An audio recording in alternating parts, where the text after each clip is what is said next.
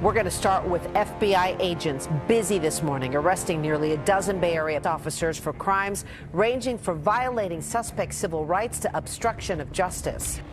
Under the Trump administration, we're finally treating the cartels as the core national security threat that they really are. The cartels are waging war on America, and just as I promised in the campaign, we're waging war on them like they've never seen before. All you have to do is turn on your television and you'll see what's happening to them. Past administrations have tried to mitigate this threat, and our objective is to eliminate it. We're not mitigating, we're eliminating, we're getting them out. The bad ones we're putting in prison. We hate to do that because that means we're stuck with them for 50 years or more. In recent weeks, our Homeland Security Task Force has seized more than 70 tons of deadly narcotics, along with more than 1,000 illegal guns. And that's just recently. This is already the most successful anti-cartel and anti-gang operation in American history, and it's just getting started. February 14th, 2025, Otero County Processing Center, Chaparral, New Mexico.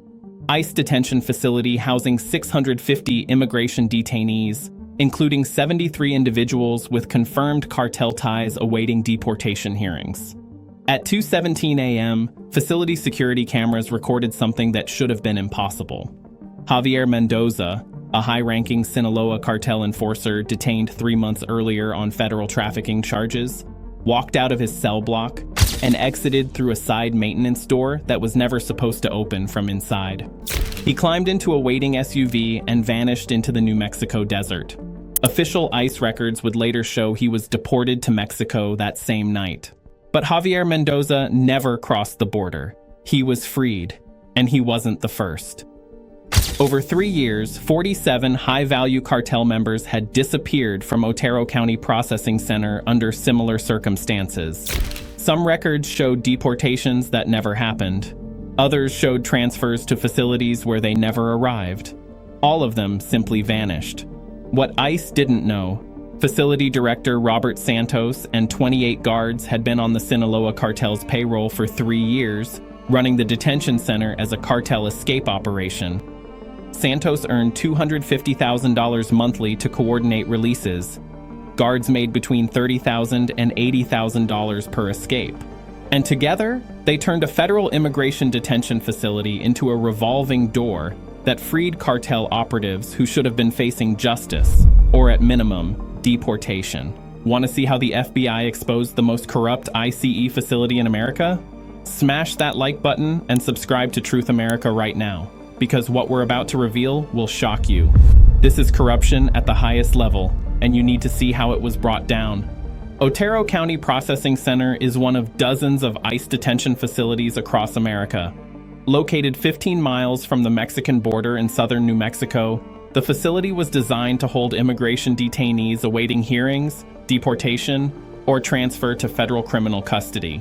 Built in 2010, it could house up to 700 detainees in secure cell blocks with 24/7 monitoring. Over 18 months, Santos corrupted 28 of the facility's 65 guards. The system they built was sophisticated. When a cartel member was detained and brought to Otero County, cartel coordinators would contact Santos with the detainee's name and booking number. Santos would verify the individual was in custody, then quote a price, typically $200,000 to $500,000 depending on the detainee's value to the cartel. Once payment was arranged, Santos would coordinate the escape. The method varied but followed patterns. Sometimes detainees were listed as transferred to other facilities, but diverted en route and released. Other times they were marked as deported, with fabricated deportation paperwork. But instead of crossing into Mexico officially, they'd be released through side exits where cartel vehicles waited. The cartel paid approximately $340 million to Santos and his network, roughly $7.2 million per escape when averaged, though actual prices varied by detainee. Santos personally earned over $9 million. Guards who participated in multiple escapes made between $500,000 and $2 million each over 3 years. The investigation that would expose this corruption began in October 2024 when DEA arrested a mid-level Sinaloa operative in Arizona. Under interrogation, he mentioned something odd. A cartel enforcer named Javier Mendoza, who'd been detained by ICE months earlier, was back in Mexico running operations. DEA checked ICE records. Mendoza showed as deported in February 2024. But Mexican immigration had no record of receiving him. DEA contacted their counterparts in Mexico, who confirmed Mendoza had never been officially deported through any port of entry. Yet ICE records showed he'd been deported from Otero County Processing Center. Something was wrong. FBI's Public Corruption Unit opened an inquiry. Agents reviewed Otero County's deportation records for the previous 2 years and found 47 cases where detainees were listed as deported, but foreign governments had no record of receiving them. All 47 were known cartel members. Wiretaps on Santos's phones revealed coordination with cartel operatives. Conversations discussed packages, detainees, deliveries, escapes, and payments. By January 2025, FBI had overwhelming evidence: financial records, surveillance footage, wiretap recordings, and witness testimony, all proving Santos and 28 guards were operating a cartel escape ring inside a federal detention facility. February 20th, 2025, 4:30 a.m., FBI tactical teams, ICE Office of Professional Responsibility agents, and DHS investigators surrounded Otero County Processing Center. The operation, codenamed Inside Job, would simultaneously arrest 29 facility staff without disrupting operations or endangering the 650 detainees inside. At 4:47 a.m., FBI entered the facility. Director Santos was in his office reviewing the next scheduled escape: a cartel lieutenant detained 2 weeks earlier whose release had been purchased for $400,000. He looked up from his computer screen to see FBI agents with weapons drawn. "Robert Santos, FBI. You're under arrest for conspiracy, bribery, and facilitating escape of federal detainees." Across the facility, 28 guards were arrested simultaneously. Some were at their posts, others in break rooms, a few sleeping in on-site housing. FBI had planned the operation to coincide with a shift change, maximizing the number of corrupt guards present. Not one escaped. Not one was warned. Drop a comment below. What should the punishment be for officials who free cartel members from federal custody? And if you haven't subscribed to Truth America yet, hit that button now. We expose corruption that mainstream media won't touch. Every week, we bring you the truth about what's really happening in America. The evidence seized from Santos's office was damning. His computer contained spreadsheets listing all 47 escapes with names, dates, payments received, and notes on which guards participated.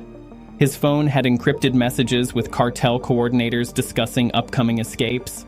His desk drawer held $180,000 in cash, payment for an escape scheduled for that week, and his safe contained ledgers documenting 3 years of corruption. At guards' homes, FBI found similar evidence. Cash totaling $2.7 million was seized from various residences. Luxury vehicles purchased with corruption proceeds were confiscated. Several guards had purchased homes, boats, or rental properties they couldn't afford on their salaries. One guard had detailed notes on every escape he'd participated in, apparently insurance against the cartel or evidence he planned to use if caught. The facility was placed under emergency federal oversight. ICE brought in management and guards from other facilities to maintain operations, while every employee underwent investigation. The 650 detainees remained in custody, but now under supervision of non-corrupt staff. And ICE began the process of tracking down the 47 cartel members who'd escaped, a manhunt that would eventually recapture 31 of them. A February 21st, 2025, Department of Homeland Security Secretary Kristi Noem held a press conference in Washington, D.C., alongside Attorney General Pamela Bondi, FBI Director Christopher Wray, and ICE Director Patrick Lechleitner. Yesterday, federal law enforcement arrested the director and 28 guards at the Otero County ICE Processing Center for operating a cartel escape ring inside a federal detention facility.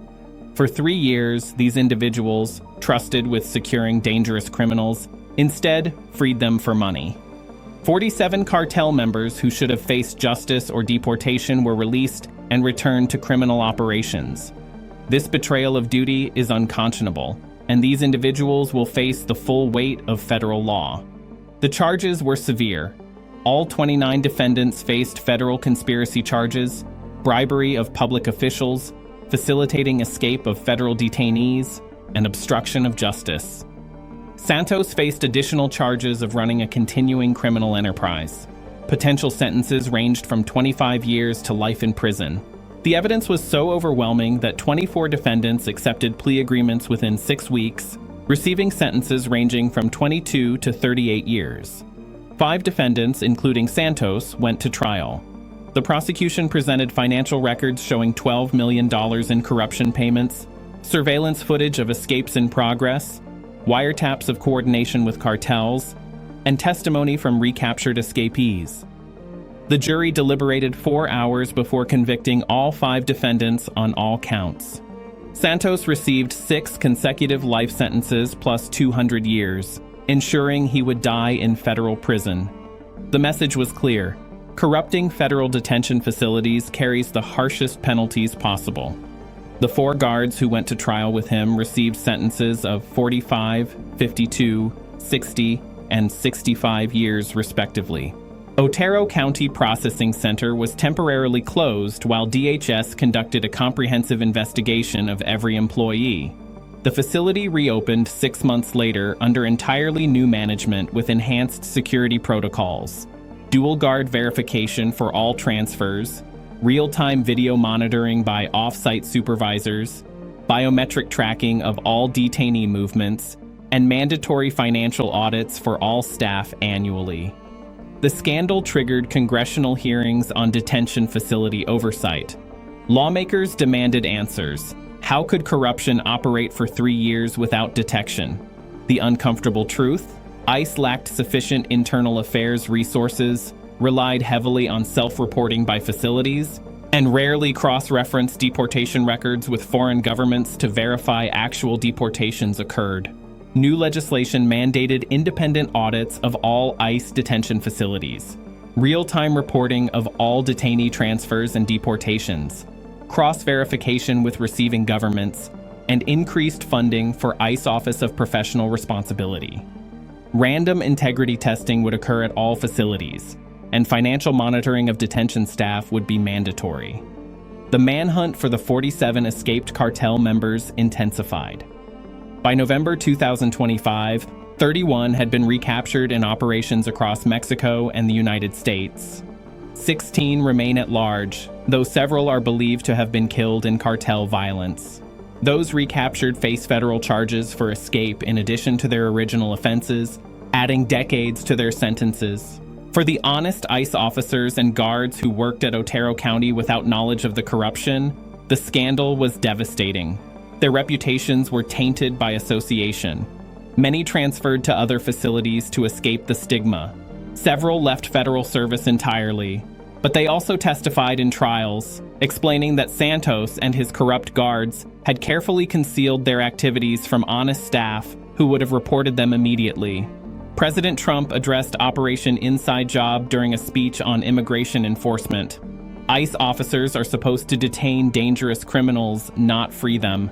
The director and guards at this facility took cartel money and released cartel members back into America and Mexico. They betrayed their oath, they betrayed their colleagues, and they betrayed every American they were sworn to protect. But we caught them, we prosecuted them, and they will never see freedom again. As guards were sentenced throughout 2025, one common theme emerged in their statements. They'd convinced themselves they were just making money from people who would have been deported anyway. But 47 cartel members included enforcers responsible for murders, traffickers who'd killed with fentanyl, and coordinators of violence across Mexico and America. By freeing them, the guards had enabled continued cartel operations that cost lives. The $12 million seized from corrupt staff was forfeited to the federal government and dedicated to victim compensation funds for families affected by cartel violence. It was small comfort to those who'd lost loved ones to criminals who should have been in custody but were freed by corrupt officials. If you believe Americans deserve to know the truth about corruption in our immigration system, Then like this video, subscribe to Truth America, and hit that notification bell so you never miss our next investigation. Share this with everyone you know, because this is the reality mainstream media won't show you. This is Truth America, exposing corruption, demanding accountability, and fighting for justice. We'll see you in the next one.